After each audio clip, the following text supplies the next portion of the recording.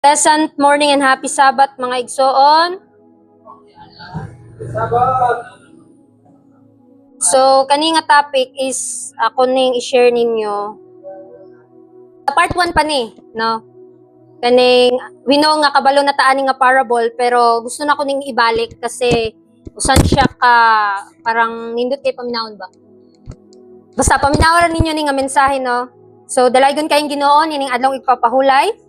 Giuluhan day kini og Allow God's Love to Come into Your Heart, Part 1. So, ang atong key text, kung namoy Bible, makita sa Lucas chapter 18, verse 18.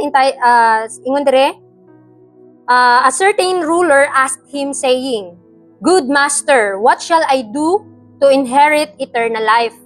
So, kining usa ka batan-on nga dato, sa kanika parable sa batanon nga dato nga nangutana sa kang Kristo nga Ginoo unsa man akong pagabuhaton aron makabaton kog kaluwasan. So this is the most important question we need to ask. Mo ni ang pangutana nato ron, and then find our answer from the word of God. Unsa may tubag sa Ginoo ani? Kung atong basahon sa Matthew 19 ay 19, 17 hangtod 20. Ingon dire sa English, no? If thou wilt enter into life, kung gusto kang makabaton sa kinabuhi, keep the commandments. He said unto him, ingon ang katong batan-on, unsa man sa which sa unsa man o unsa ang akong tumanon? Jesus said, thou shalt do no murder, thou shalt not commit adultery, thou shalt not steal, thou shalt not bear false witness, honor thy father and thy mother, and thou shalt love thy neighbor as thyself. The young man said unto him, all these things have I kept from my youth up. What lack ayat? So, ang ingon sa batan-on ani nga Ginoo, natuman naman ako ng tanan nga mga kasuguan, sugod pa sa akong pagkabata. Ang pangutana, unsa pa may kulang? Natuman naman ako na. Ingon sa Ginoo dire, ingon sa Desire of Ages 519. Christ was drawn to this young man, he knew him to sincere in his assertion. All these things have I kept from my youth. So nakita ni Kristo sa kasing-kasing sa usa ka batan-on kaning batan-on nga ruler nga kaning tanang butang o kaning tanang kasuguan ako naman ning gituman. Natuman naman ako ning kasuguan ingon pa sa batan-on. Dayon he was good. He was a good, obedient young man. He did not murder, steal, wala siya mamakak, wala siya magkamit adultery, but he did have a problem. But ingon sa Ginoo dunay problema aning tawhana. Bisag nakita sa Ginoo nga natuman gyud niya ang kasuguan. Pero ingon dire sa Christ Subject Lesson page 391 paragraph 4, his conception of the law was external and superficial. Judged by a human standard, he had preserved an unblemished character. To a great degree, his outward life had been free from guilt. He verily thought that his obedience had been without a flaw. Yet he had a secret fear that all was not right between his soul and God. This prompted the question, what lack ayet? So, kini nga batanon mga igsoon, nakita sa Ginoo nga sa panlabas niya nga, sa actual ba, kanang sa iyang panlabas na pag-uugali, is maayo siya sa mga tao, nakita sa mga tao nga maayo siya nga tao. Pero wala makita sa mga tao sa iyang palibot kung unsay kakulangon aning tawhana. Ang Ginoo ray nasayod nga kung unsay depekto sa kinaiya aning tawhana. So usahay kita mga tao, kita mga kaigsunan no, makaingon ta nga okay na ni, nakatuman na ta sa Sabat. Nakahimo o tanang mga kasuguan sa Ginoo natuman na to. Murag abi nato wala nay kulang. Apan ang pangutana dinhi unsa pa may kulang. So dili day ta makakumpiyansa tungod kay ang Ginoo nakakita sa atong kasing-kasing kung unsa di ay kulang. Pahinumduman ta nga halimbawa kanang makahimo ta sa pagsulti nga abi nato sakto pero dili di ay. So magbantay ta ni ana. So sa pagpadayon no sa parable sa rich young ruler ingon pa dire, Christ read the ruler's heart. Nabasa niya ang kasing-kasing aning batan-on. Only one thing ang usa ka butang nga kulang kaniya, but that was a vital principle. He needed the love of God in the soul. So nagpakita siya sa maayong binuhatan, naghatag siya sa mga pobre, maayong iyang binuhat.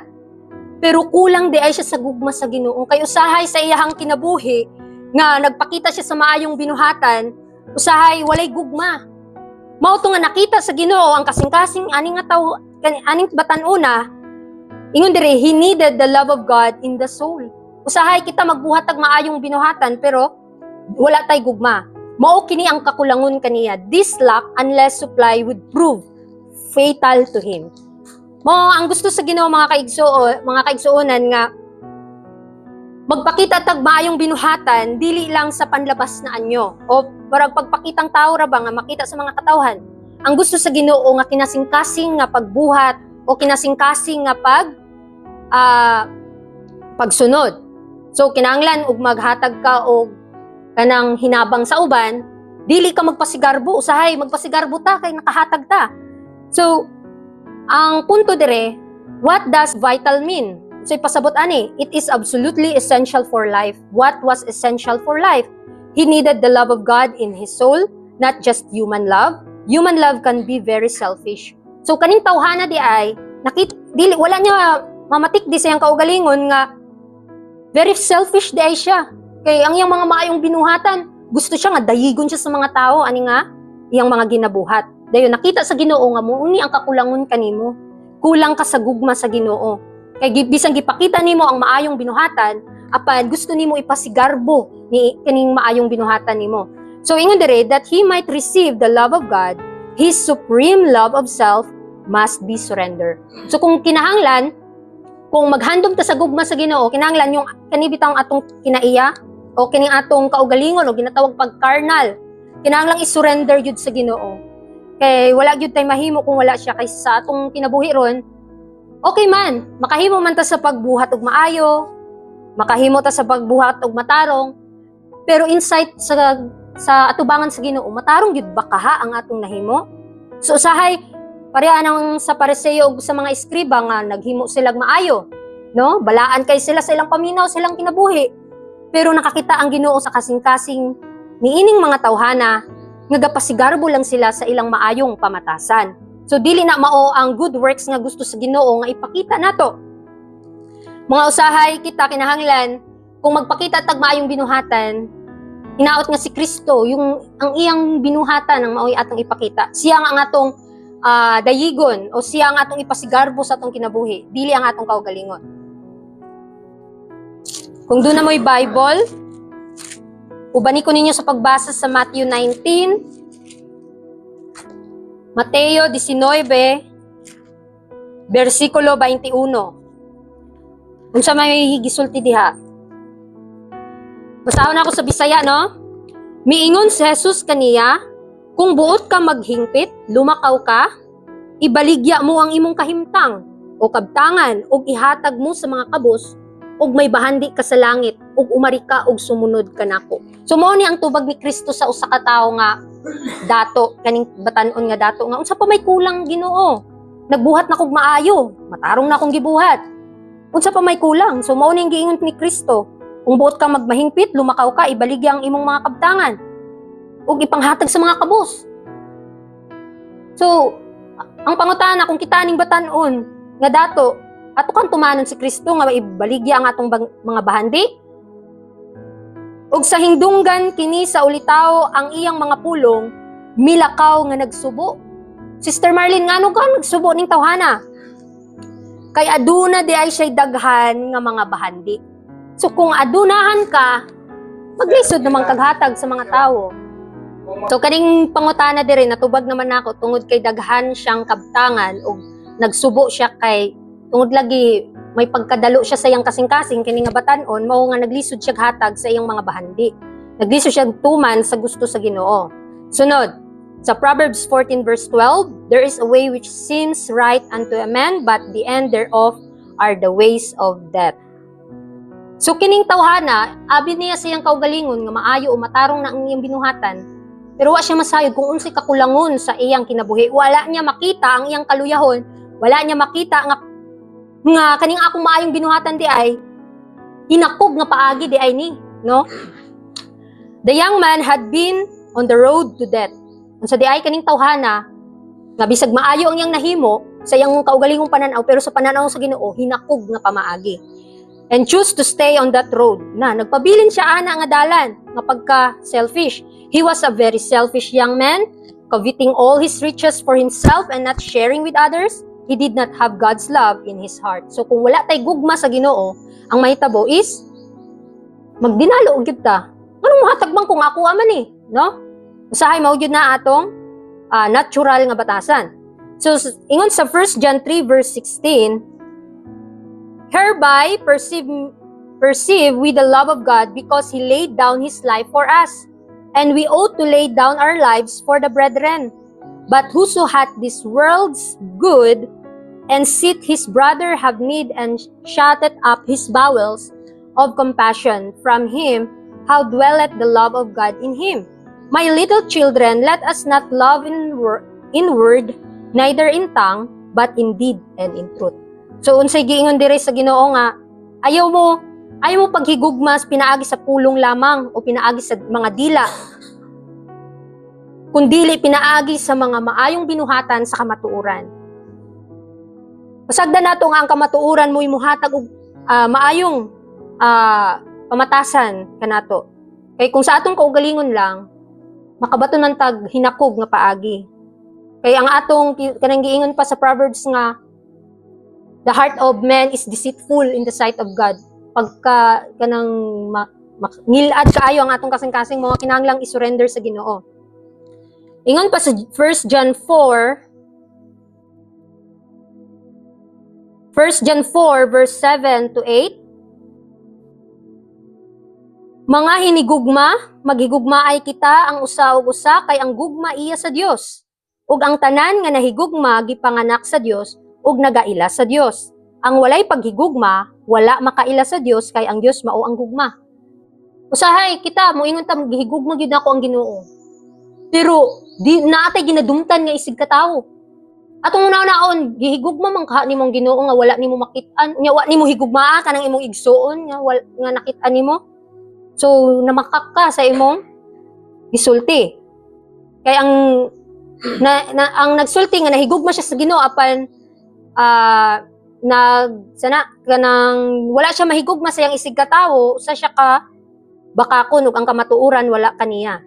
Ingon pa diri sa Mount of Blessing page 25, unless you accept in your own life the principle of self-sacrificing love, which is the principle of His character, you cannot know God. Unsa di ay? Gawas lang kung dili nimo ang kunon sa imong kaugalingon ang prinsipyo sa unsa man ang self-sacrificing.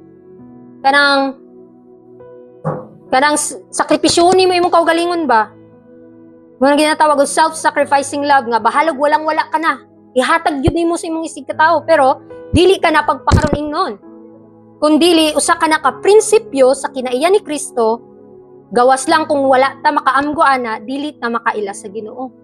Kay bisan mo ingon ta na ilahan nato ang Ginoo pero wala nato gipakita ang iyang gugma, usa ta ka pakakon. Ingon pa sa Christ Object Lesson page 384 paragraph 2, love is the basis of godliness. Ang gugma mao'y basihan sa pagka-Diyos nun. Whatever the profession, no man has pure love to God unless he has unselfish love for his brother. But we can never come into possession of this spirit, by trying to love others. What is needed is the love of Christ in the heart. When self is merged in Christ, love springs forth spontaneously. The completeness of Christian character is attained when the impulse to help and bless others springs constantly from within. When the sunshine of heaven fills the heart and is revealed in the countenance. Unsa day mga igsoon nga kining gugma ang basihan sa pagka-Dios nun. Bisan ang unsa pa imong pagpakaron ingnon kung bisan kinsa pa ka, imana nato nga sa atong carnal heart, sa atong kaugalingon o sa atong tawhanon nga gugma, dili pure, dili balaan ang atong gugma. Nasayod ang Ginoo nga dili balaan ang atong gugma, hinakog ni nga paghigugma kaning ato . kinahanglan atong angkunon ang gugma sa Ginoo kay ang gugma sa Ginoo ginatawag og unselfish love for his brother, kanang dili hinakog nga gugma. But we can never come into possession of this spirit by trying to love others. Dili nato ni matagamtaman kining espiritu sa gugma ni Kristo kung musulay lang ta sa atong kaugalingon nga higugmaon nato ang atong isig katawo. Kinahanglan, di ba ingon sa Proverbs ata to, yung love ang paghigugma o higugma ang imong Dios sa tibok nimong kasing-kasing ug sa tibok nimong kalag. O Mateo no. Ug ang imong isig katawo sama sa imong kaugalingon. Kaya kaning imong kaugalingon o ang imong isig katawo sama sa imong kaugalingon o higugmaon nimo imong isig katawo sama sa imong kaugalingon. Mao kana ang atong 10 commandments o ang 10 commandments sa Ginoo mga igsoon, ang 1 to 6 mo na paghigugma sa Ginoo. Ang 7 to 10 mo na paghigugma sa atong isig katawo. Murag summary lang na siya sa love your God and love your fellow men. Ingon sa Romans 13 verse 10, love worketh no ill to his neighbor. Therefore, love is the fulfilling of the law. Usahay mo ni ang basihan sa mga tao nga, wala na'y kasuguan, kay tungod kay nahigugma mi, mo nakatuman nami sa sugo. Kasi ingon sa Romans 13 verse 10, therefore, love is the fulfilling of the law. Kung nahigugma lang ka, natuman mo na diay ang kasuguan. Mo na ang ilahang pagsabot. Ingon diha, love worketh no ill. Walay ill. Unsa nang ill, Brother Orly? Kanang walay pagpakaroon ingnon o walay pagdumot. Oh, walay pagdumot sa imong isig katawo. Pure love. Ang pangutana, who is my neighbor? Ingon dire, your neighbor is a person who needs your help. Your neighbor is your wife, your neighbor is your child. How do we treat our neighbors in our own family? Do we really love them with God's love? What is God's love like? Unsa man ang gugma sa Ginoo, unsa may susama sa gugma sa Ginoo. So, basahon nato sa 1 Corinthians chapter 13 verse 4 to 7.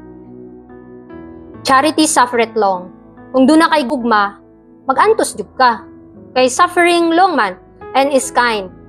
Charity envieth not, charity vaunteth not itself, is not puffed up, doth not behave itself unseemly, seeketh not her own, is not easily provoked, thinketh no evil. No? Mao ni ang gugma nga agape love. Rejoiceth not in iniquity, but rejoiceth in the truth. Beareth all things, believeth all things, hope all things, endureth all things. So kung doon na tayo gugma nga sama ni Kristo, aduna tay pag-antos, aduna tay sakripisyo nga ipakita sa atong isig katawo. Ug ang gugma, kini nga gugma, ingon dire, rejoiceth not in iniquity. Kung nakita nimo imong isig katawo nga naghimog dili maayo, imo siyang tambagan. Kung doon na kay gugma kaniya, isulti sa iya ang gugma sa kamatuoran. Kay ang gugma nagadala sa tanang butang, nagatuo sa tanang butang, nagalaom sa tanang butang, og nagaantos sa tanang butang. We know nga sa atong pag-anhi sa balayang alampuanan, doon naman yun tayo pag-antos, doon na tayo suffering. Mao ni ginatawag nga charity, the love of Christ, endureth all things. Mag-antos yun. Kaya required tang mag-antos mga igsoon. Wala tayo dili exempted o dili tayo exempted. Ingon pa sa Testimonies for the Church, Volume 5, page 169, paragraph 1. Beareth all things, believe all things, hope all things, endureth all things. Love not only bears with others' fault, but cheerfully submit to whatever suffering or inconvenience such forbearance makes necessary. This love never fails. It can never lose its value. It is the attribute of heaven. As a precious treasure, it will be carried by its possessor through the portals of the city of God. So, kini nga gugma sa Ginoo, nagadala kanato sa paglaom, sa pagtuo sa tanang butang, sa pag-antos sa tanang butang, ug kini nga gugma Ingon diri nga, but cheerfully submit to whatever suffering or inconvenience such forbearance. Do not tay forbearance sa atong isigatawo. This love never failed. Kini nga gugma dili, unsa tawag na dili mo mulubad, no? It can never lose its value.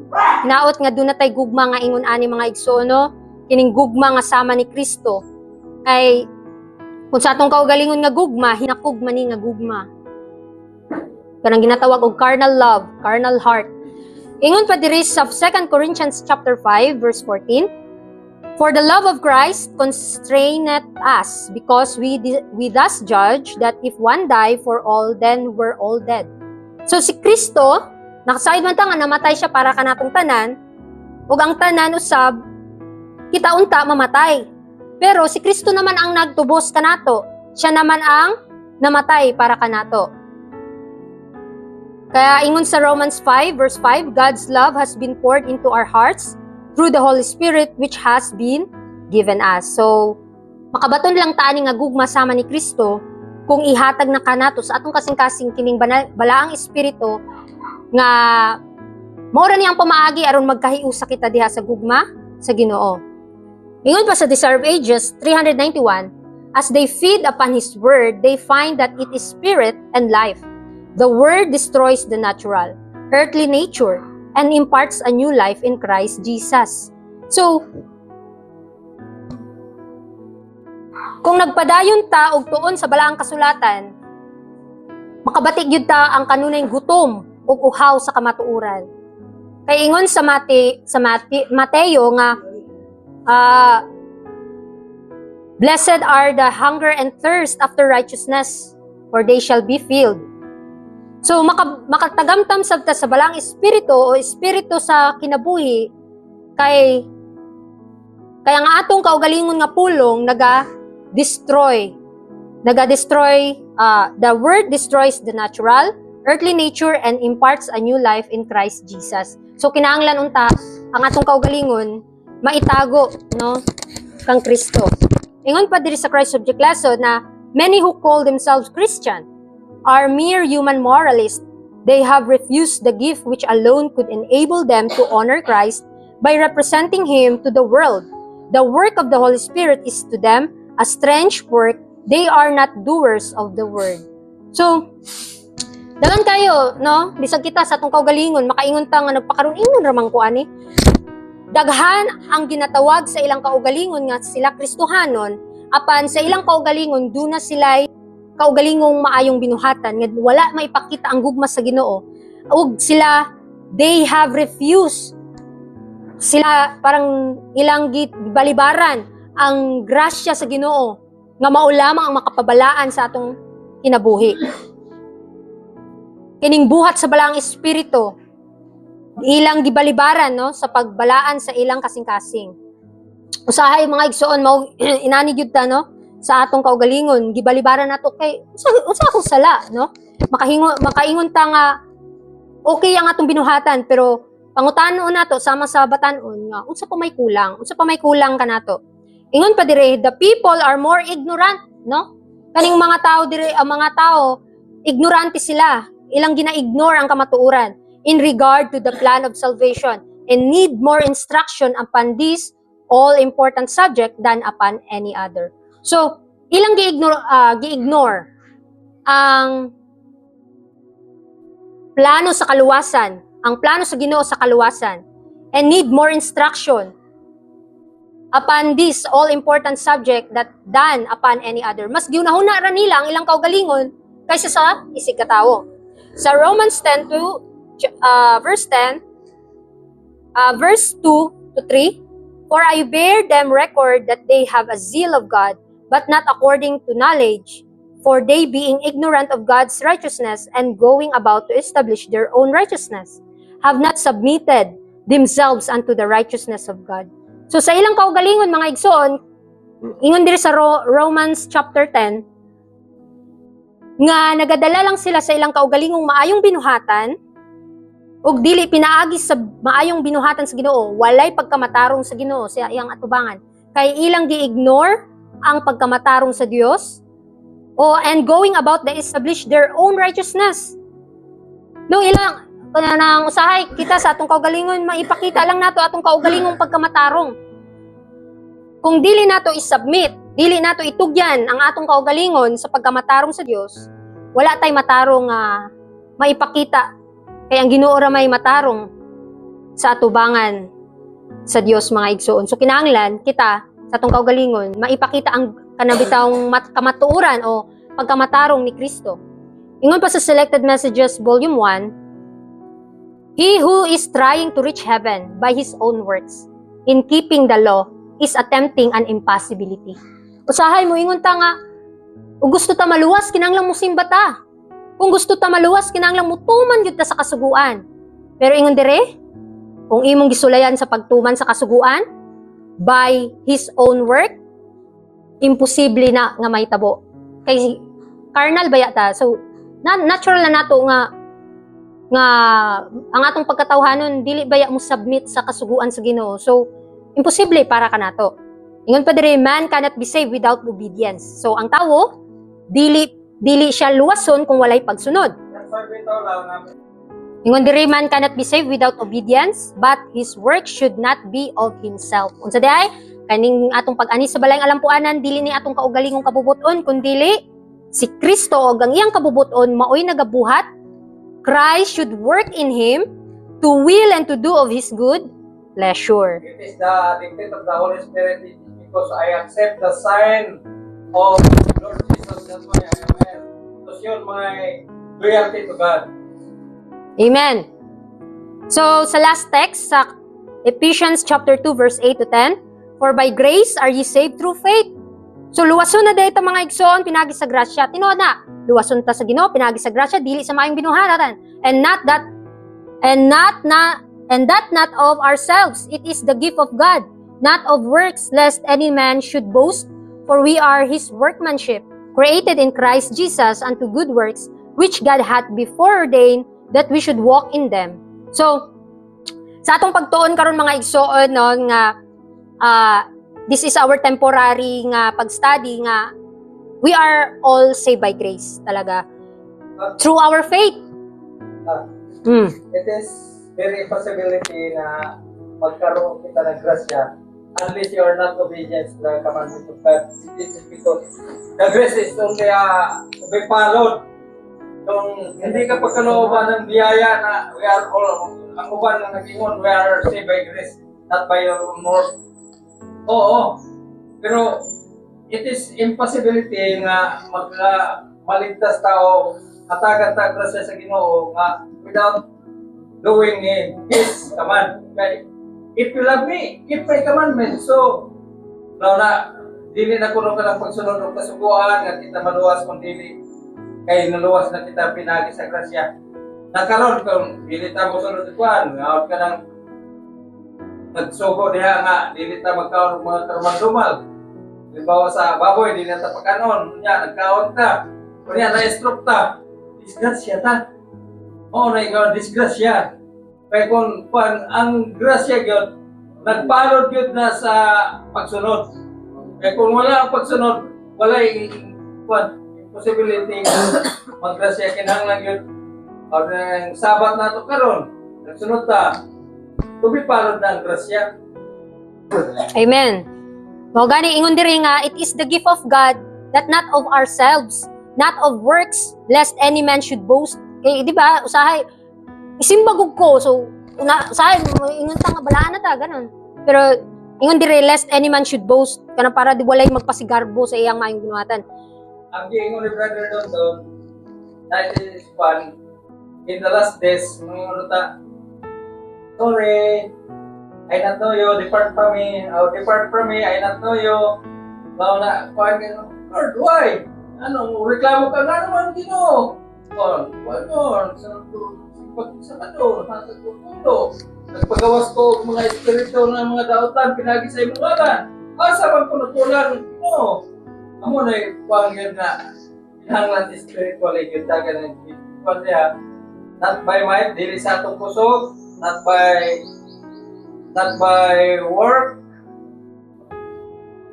dili not by power, but by spirit. Yun na sa espiritu yun na kung kay pero God read it my our heart ang Diyos nakabasa sa atong kasi man read it our outward beauty but God read it our inward beauty. Okay na gibasa sa atong Ginoo ang kailagman sa atong kasi ang tao nagabasa sa paggawas lamang ng kaanihan nato pero ang Ginoo nagbasa sa kailagman pero kaya nag-ingon siya daw siya nag-judge. Ayaw paghukom sa tao. Kaya kita maghukom kita ang ato lang nakita sa gawas. Pero wala nato makita kung unsa kinalagman sa tao. O dili ta maka-decide ana kung unsay tulod sa iyang kasing-kasing. O mao nga kanadihang mga kuan dili ta gyud maghukom kung unsay ato mga kuan diha dili ta gyud balok-balok kanang mga term mga balok-balok dili gyud ta magtingon na kay kuan ang Ginoo ra gyud makabasa sa atong kasing. Amen. So, diara na natapos ang atong pag-aaral sa mga oras na ito. O, ibalik na ako ni Sister Marlene para sa sunod na pod nga programa. Happy Sabat mga igsoon. Amen.